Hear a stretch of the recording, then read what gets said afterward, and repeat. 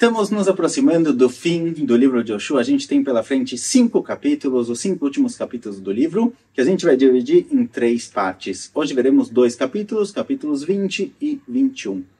Eles meio que, de certa forma, finalizam toda a história que a gente teve até agora. Do começo do livro até agora, a gente passou pelo quê? Quem lembra ainda aqui que a gente já viu? Então, um pequeno resumo do que aconteceu até agora para entender a função do nosso capítulo. A gente começou com a travessia do Rio Jordão.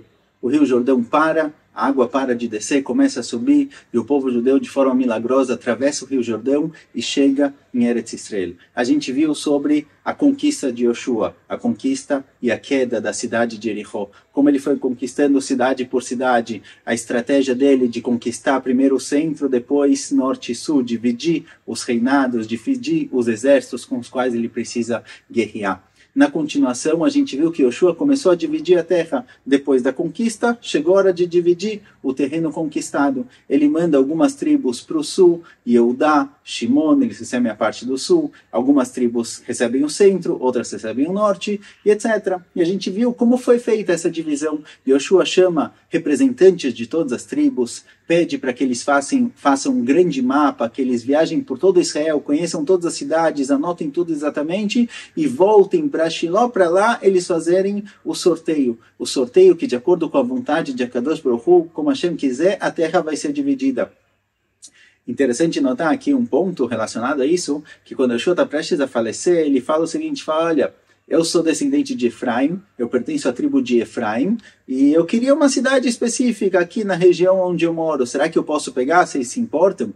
E era de se esperar que o povo falasse, claro, sem problema nenhum, que a gente vai negar alguma coisa para Yoshua. Yoshua é o discípulo, o sucessor de Moshe Rabbeinu, aquele que levou o povo para a batalha, aquele que incentivou o povo, guerreou junto com eles. Yoshua não era aquele tipo de líder que sentava lá no escritório dele, no ar-condicionado, e mandava o general para cá, general para lá. Yoshua, ele mesmo ia para a guerra, ele ia na frente do povo, certo? Que chama aqui no exército israelense Acharai, atrás de mim, no qual o líder ele vai na frente, ele chama os outros soldados para virem com ele. Yoshua é o grande líder do povo judeu, ele fez tudo basicamente, ele é aquela pessoa que colocou o povo onde está agora. Será que alguém vai negar alguma coisa para ele? Ele pediu uma cidade, com certeza ele merece. Mas a gente vê nos psukim, no que aparece no Tanakh, que mesmo quando Yoshua pede uma terra, tem que verificar, vamos ver se Hashem concorda ou não concorda. Isso vem mostrar pra gente que não tinha nepotismo, não era que Yoshua ele é o líder, ele decide o que acontecer.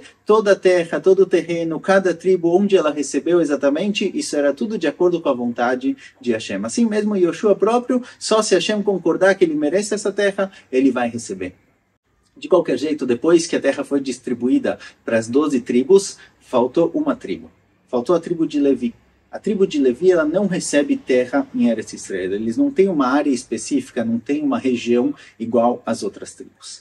Então vamos hoje conhecer o que aparece no capítulo 20 e 21, que é a finalização. Depois de toda essa divisão, faltaram apenas 2 detalhes, 2 últimas coisinhas para a terra estar pronta para morar.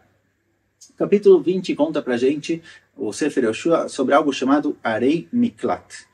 Arei Miklat são cidades-refúgio. Essas cidades-refúgio elas têm uma função muito interessante.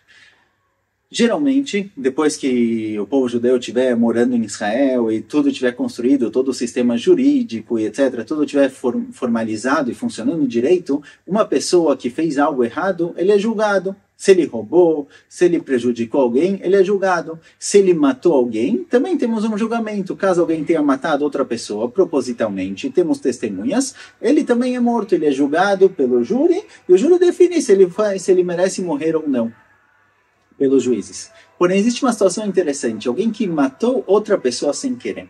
O que acontece com alguém que matou alguém sem querer? Não foi de propósito. Então, para esse tipo de pessoa, tinha aqui em Israel 6 cidades chamadas de cidades de refúgio. Alguém que matou outra pessoa sem querer, ele podia fugir para essa cidade e ficar lá, morando lá. E no momento em que ele chegava nessa cidade, ele estava protegido dos familiares do falecido.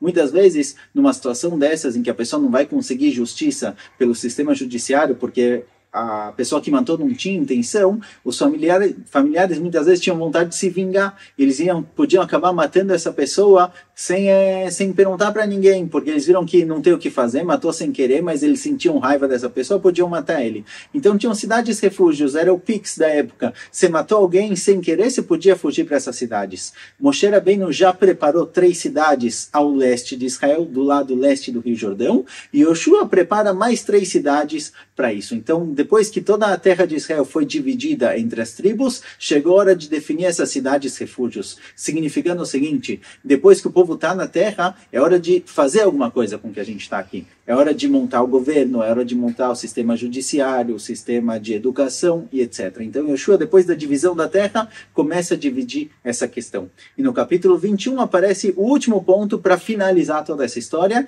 que é com relação à tribo de Levi. A tribo de Levi, que não recebeu terrenos específicos, não recebeu uma região por si só em Eretz Israel, como outras tribos, ela recebe várias e várias cidadezinhas espalhadas por Israel inteiro. A tribo de Levi, ela tinha função espiritual dentro do povo judeu.